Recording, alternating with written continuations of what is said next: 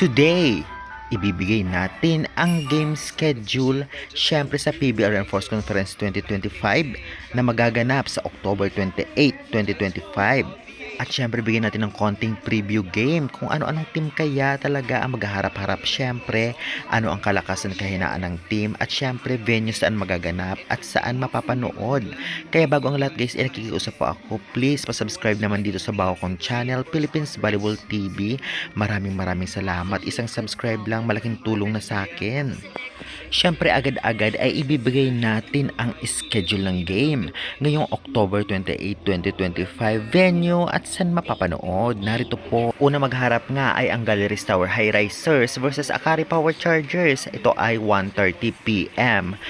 Second game naman po, Sauce Coffee Thunderbells versus Petrogas Angels. Time 4 PM. At last game naman, Cherry Tigo Crossovers versus Creamline Cool Smashers. Time 6:30 PM.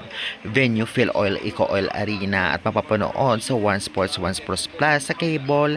Meron din po nito sa Pilipinas Live at Signal application, ngunit may bayad at minsan may free naman, kaya abangan nyo na lamang sa mga application na ito. At ngayon naman ay bigyan na natin ng konting preview game ang maghaharap-harap. Unang tapatan nga ay ang Galleries versus Akari Chargers.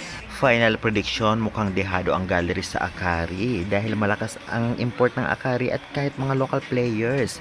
Sana magawa ng paraan ng Galleries para matalo nila kahit papaano o mapahirapan ang team na ito. Kaya guys, sa tingin nyo anong team mananalo sa dalawa? I-comment nyo na. Petrogas naman at Sauce Coffee ang susunod, magandang laban to dahil nga pareho malakas ang team, parehos malakas ang import, kaya namang kasabik-sabik na makita ang bakbakan na ito. Kaya guys, tingin nyo anong team mananalo, Petrogas or Sauce Coffee? I-comment nyo na. Ito naman last game ang inaabangan ng lahat dahil may chance kaya ang Creamline na matalo ang Cherry Tigo na talagang palaban din.